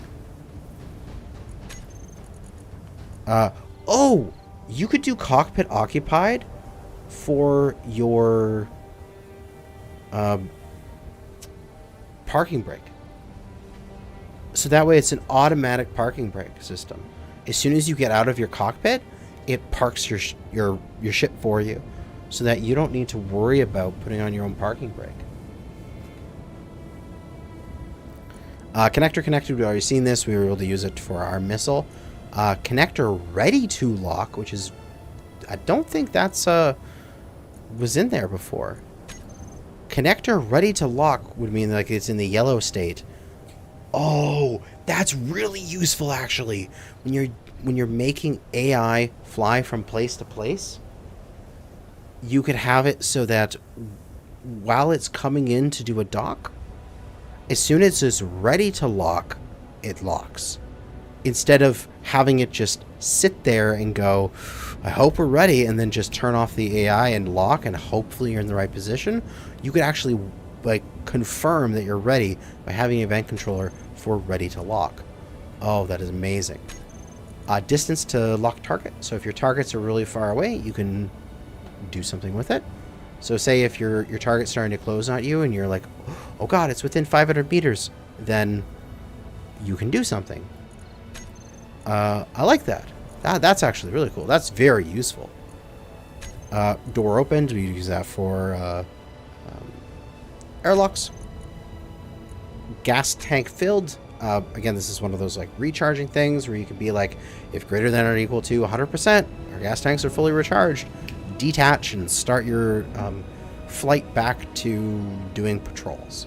And if your gas tanks are less than or equal to, say 20%, head back to base and refuel. So you can have two event controllers having a drone that is flying around your base, constantly defending you on a patrol. The event controller could switch off its AI to set it to instead come back and dock and fuel up. And then when it's refueled, it turns the AI back on and sends it back out. That'd be great. Grid speed changed. Oh! So if your grid speeds up or slows down by a certain threshold, then it does something. Well, that's interesting. Landing gear locked. That's simple. If your landing gear is locked, you could put on a bunch of, like you could have it, so, oh, I've landed. Okay, landing gear locked. As soon as the gear are locked, say a cargo ramp opens up and your troops can deploy from there. It's great. Magnetic lock ready.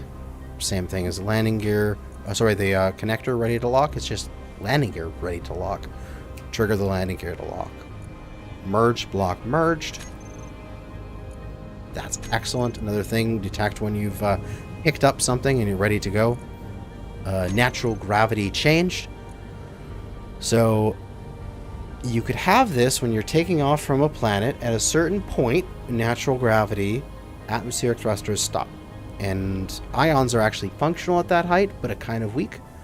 So you could say when you reach 0.3 gravity or whatever it is at that height, turn off all the atmospherics. But when you get within 0.3 gravity or whatever it is, turn on your atmospherics. So you could have that automatically cycle the different types of thrust that you're using. Did you see that they fixed the landing gear taking over from another grid? Yes, I saw that. And it makes the little grid inhibitor grid spike thing that I have not work anymore, which is kind of sad. Also, you could do this for natural gravity changed. You could have detect when you get into space from gravity. So then you could say, like, hey, AI, do this and fly me into space. And once we're actually in space, stop. Kind of useful. What else we got? Piston position percentage. So when you're pistoned a certain distance out, then trigger something. Which could be useful in some, say, automatic mining systems. You can have it so that when your piston gets all the way out, trigger the piston to return, and also trigger the rotor or something like that to click to the next section and move the rotor by 10 degrees or something like that. So it starts mining the next area. Power output percentage, very useful for managing your power systems. If you have, like, you can have your hydrogen or your nuclear reactors all turning on off, and then if you get to a high power output percentage, then you turn those on until the output falls back down, and then they get turned back off again by the same programmable block. Rotor hinge attached, detached. Okay. So if you detach a hinge or rotor head, will trigger something. Very similar to like connector, connected and disconnected. So you can do similar things with that. And stored power percentage, I mean, that's just same thing as like cargo filled percent or hydrogen filled percent. It's just when I'm at 100% power, I can disconnect automatically. And then thrust percent. Interesting. thrust percent equal or greater than threshold of thrust. So you could have it be when I reach 100% thrust, something happens.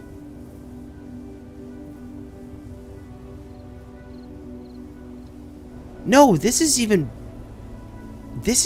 better for controlling a grid going up into orbit.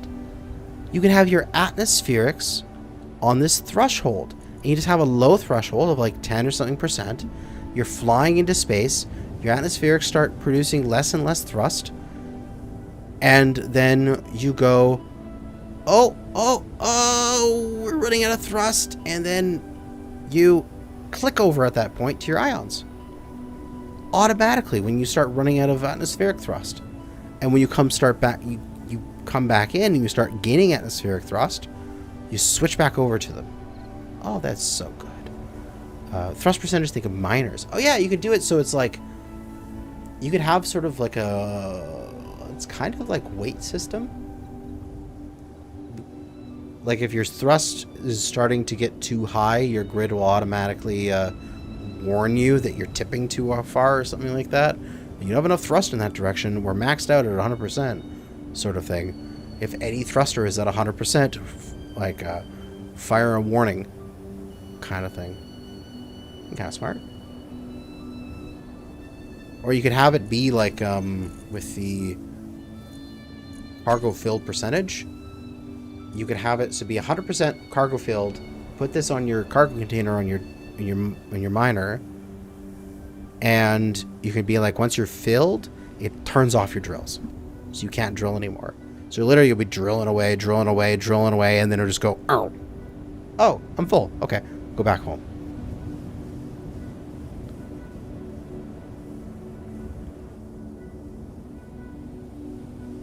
Oh, so many things that can be done with this update. It's going to be great.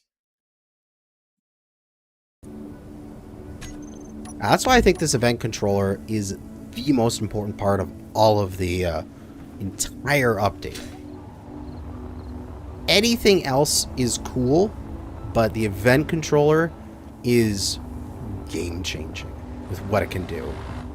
Like, I'm just looking at my little Atmo miner here and thinking about how much I could add to this and change and make this thing look cool. Like, I'm totally going to put a top-mounted camera on it.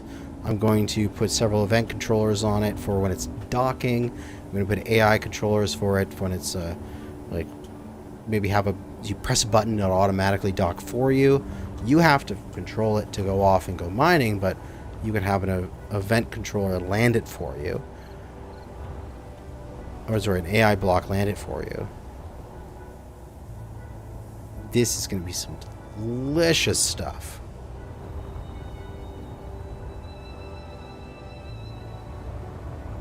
Oh, I love it. I love it so much. Actually, let's try that. Let's do a quick event controller upgrade to this. And then I think that might be the last thing. It's kind of late here, and I will stream some more this weekend. But this is sort of like the, oh my god, let's try it out sort of thing. Let's just throw an event controller right here. And what we're going to do is we need a panel to be able to access it. So we'll throw a panel right there. Oh wait, I can do my AI blocks. Yeah, baby! We can do our AI blocks right here. AI basic task. We don't need anything more than that. Yeah, you can do that when returning to a moving grid. You can totally do that. You just have to have a beacon on that grid, and you can select the beacon of where you're supposed to go.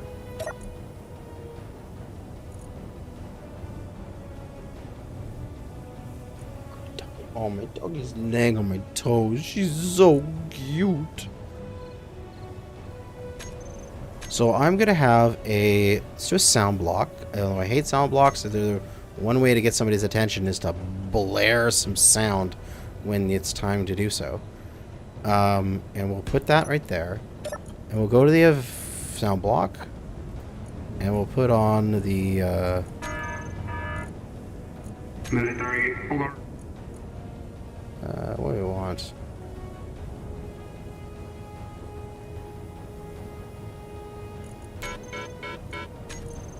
We'll do alert 2. And we'll do it for 30 seconds. Yeah, 10 seconds. I don't want to hurt myself.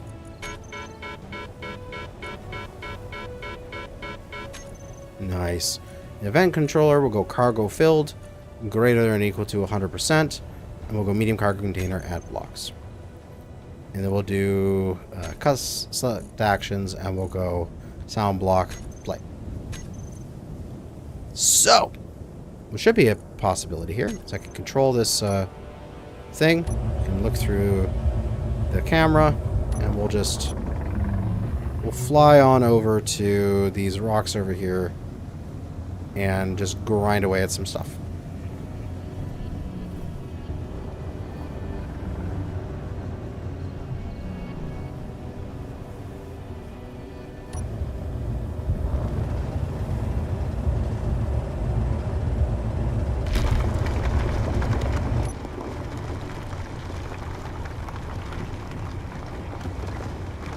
Slowly filling up our cargo container. Take a look at our... Actually, our medium cargo container is full of... Why is it full of ice? Why is the cargo container full of ice?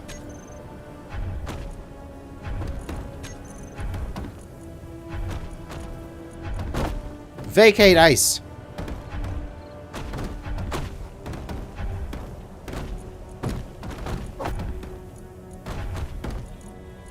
I don't want you. Get out of my sight. Okay, there we go. Throw it 0. Okay.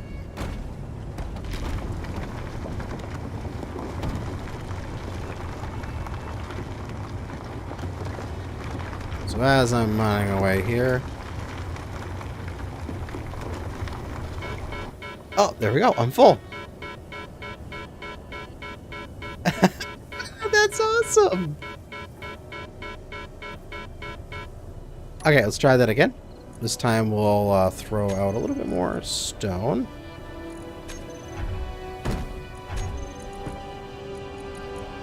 One load from the cargo container. And we're going to change the event controller to, instead of... Well, we can play that sound still, set up actions, and we'll go into other parts here. We're going to go to the drill, and we're going to go toggle block off. So that way, I'll be drilling along, and then it'll just stop.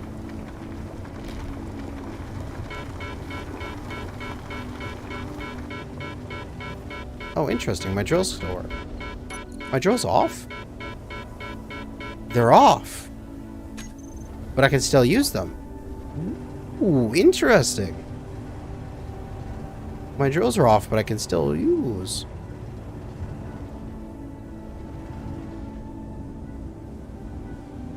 I don't know why that works. Let me get out of the remote control. Let me get back into the remote control, which this is not letting me for some reason. Oh, I turned off my broadcasting. That would be why. I can still use them, yeah. Interesting. Even though the block is off. Oh, right, because now we're going. My brain is not functioning correctly. That's how drills have always worked. You turn it on, it just automatically drills. When you turn it off, you can manually turn it on with the things. It's normal behavior. I'm just dumb. Ignore me, I'm an idiot. So I don't want that.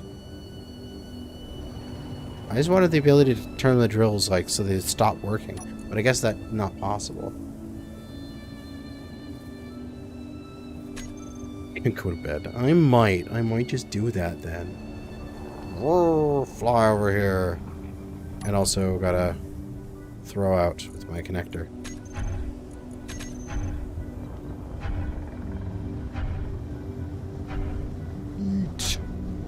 Oh god.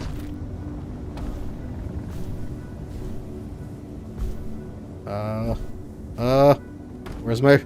I see the rocks. Where's the rover? Oh, there it is. Okay. I can see it now.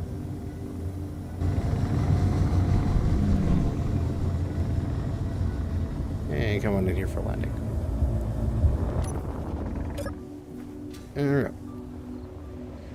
I think this little drone will do some great things in the future. This is the Gopher from Season 3. It works quite well. It is a compact little design, and I think with just a little bit of finesse here and there, I can make it look real cool with the AI blocks in it.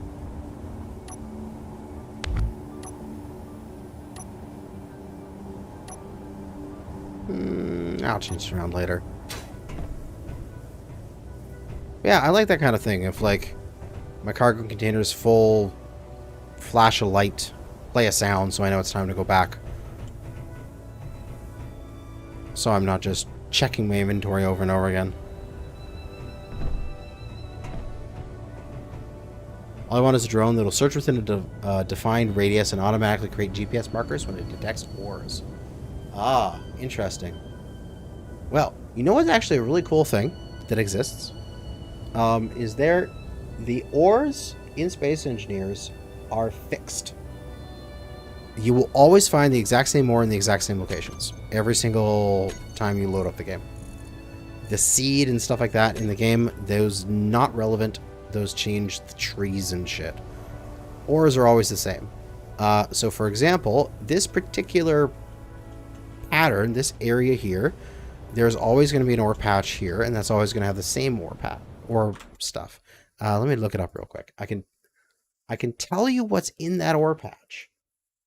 Space Engineers ore map. Hey, there we go. There it is.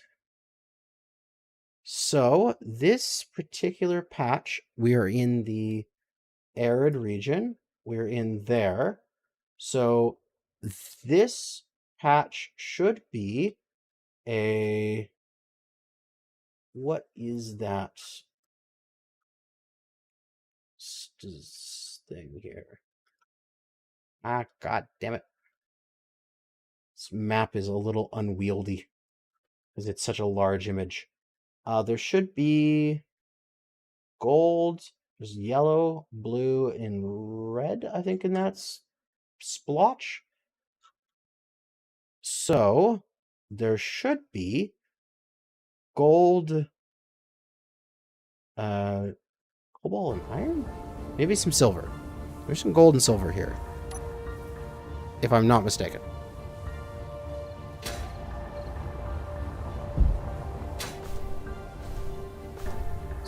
That was the red splotch. It's iron.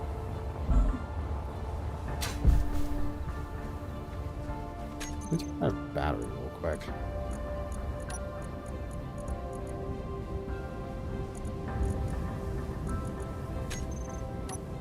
But essentially, all ores everywhere are fixed. So if you never actually need a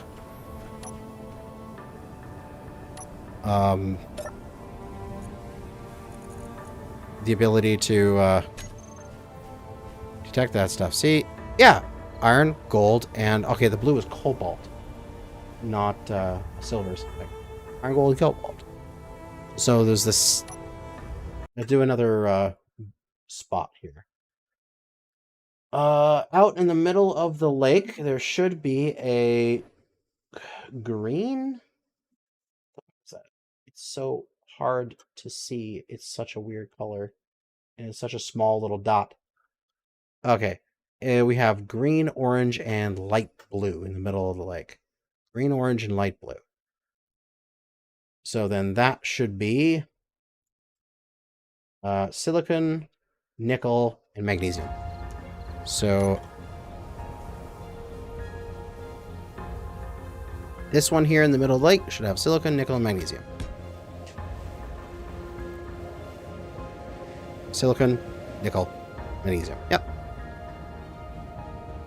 So if you remember where all the spawns are, you never need to worry about, like, oh, I wonder where this ore is. You can just look it up. There's some cool stuff about that as well. So let me just take a look at this map again. Let me change it back. There is, on the other side of the planet from here, there's actually a spot in a valley where there's just a ton of iron ore. Like, it's an entire iron vein. There's another place that's like an entire cobalt vein. If I remember correctly, if I orient myself correctly, that is. Wasn't this the spawn used for Race for Mars? This was actually, I did a live stream. I set up a server and I set up a base. This was like fucking years ago. And this is where I ended up being. I think Race for Mars, there is a good spot. This is actually a decent spot for Race for Mars because there is all the gold and cobalt and everything you need pretty close. This is one of the good ore patches. One of the good things. Let me just take a look here. I want to find out where this patch is. So it is same thing, just literally other side of the planet from here. So if I go around the planet and stay in this area, there is that lake. There should be a little narrow lake. There it is. There's the narrow lake. Right? Yeah, I think so. Oh, wait, that's that lake. Okay, go further. Yeah, and you can... It's all fixed. There's the little narrow lake. Okay. So then back from there, there's that thing, this splotch, this valley. This valley right here is absolute chock-a-block full of iron. Kind of cool, eh? If you come down in here, every single one of these nodes, you can see how there's, it's hard to see, but there's so much ore in this valley. This is all iron. This is just infinite iron in this valley. I bet you didn't know that. This one random valley is just full of iron. And then up here, which would be this... Right here, this is pure cobalt.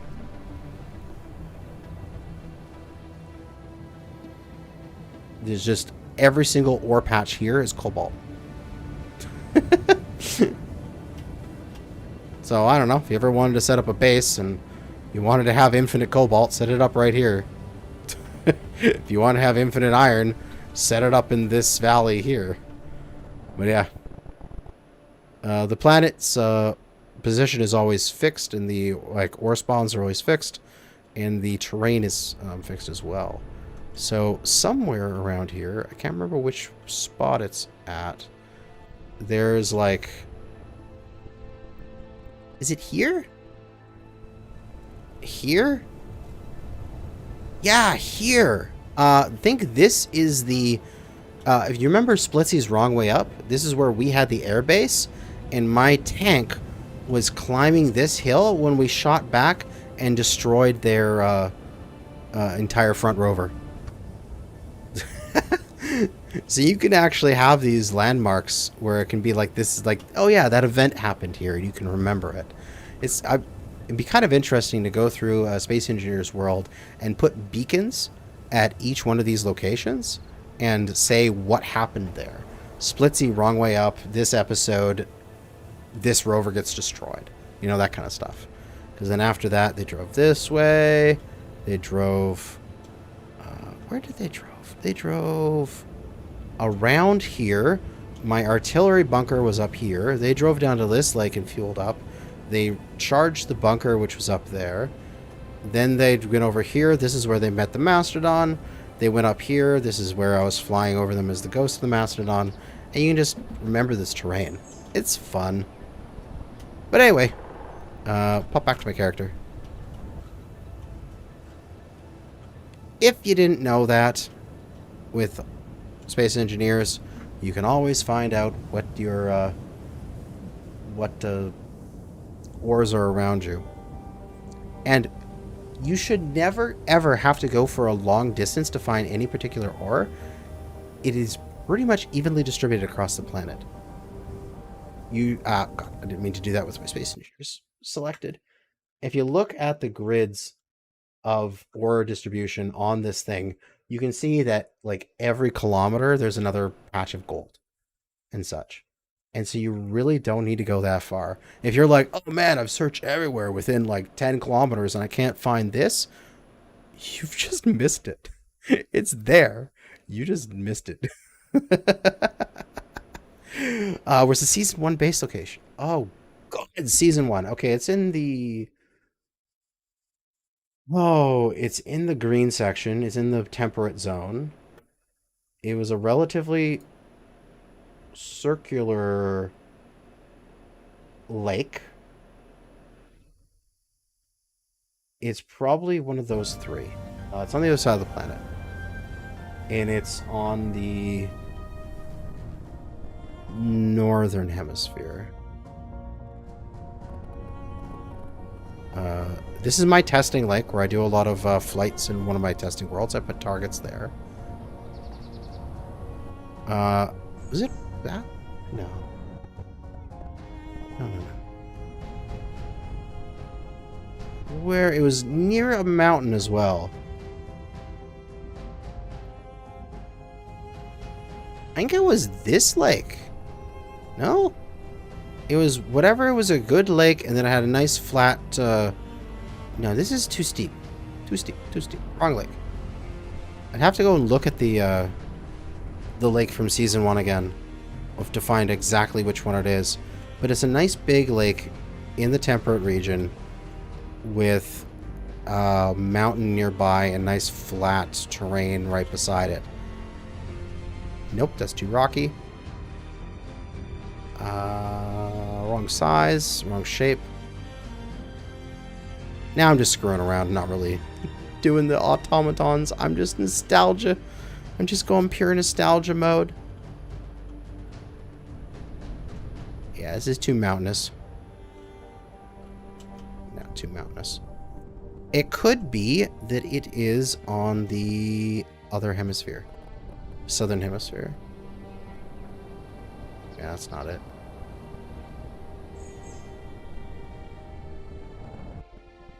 Oro? Oro? Oh, nah. I can't remember. It could be over here. Let's try up this place. Wrong. If I can't find it in another minute, I'll stop. Oh, is this it? This might be it. Yeah, look how flat this is. This is the one. This is totally it. Because I remember this as being a super flat area that you can build in. Like, look how flat this section is. Oh, this is beautiful. It's so easy to build here. And you got a lake right there and got some nice mountains and such. So where is this? This is in the southern hemisphere. Nice. It's a very, very square lake. But yeah. That was Season 1's location. And then Season 2's is the mountain lake, wherever the heck that is, that had the Pride rock sticking out of it. Oh wait, I can locate that one based on the moon. Where is it? Where's the moon? You can see the moon from that lake. So it's not on this side of the planet. And it was the moon was over on that side of it. It was somewhere in the mountains here.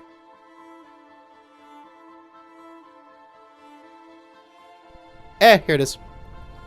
Here's Season 2. They had this is where the control tower was. You can see the moon from here. This was where the entrance to the hangar was. You drive in here. You would set the tunnels all the way through, and then you had the city back here.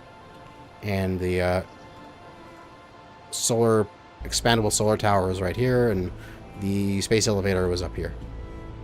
Found it. But that's gonna be it for now. We've done some nostalgia. We've done some work with automatons, and I do need to sleep at some portion of the day, as I can't stay awake forever. So, I hope everyone had a good time, and I'll do some more automaton stuff in the very near future. My thought and idea was to do another sort of short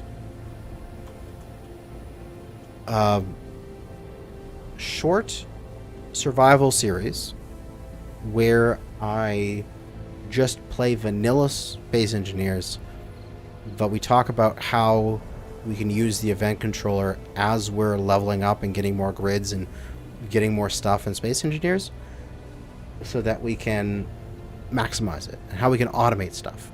So it'd be like, okay, you can make your first rover. Well, look at this cool thing you can do with the event controller. You can do this and this. Wow, it makes it great to plug it in and it automatically does that. Wow, okay, we're going to have this mining thing. Well, let's set up an automatic drone that'll take back our mining stuff. Let's do that. You know, that kind of stuff. So I can do like a 15 episode or something series that would be relatively short and easy to do. That would just be vanilla explaining automatons. But I'm going to do that in the future. But I think for now, I got to go to bed. My dog walked away. I think she wants to go out. But thanks for watching. And good hunting out there, fellow space engineers.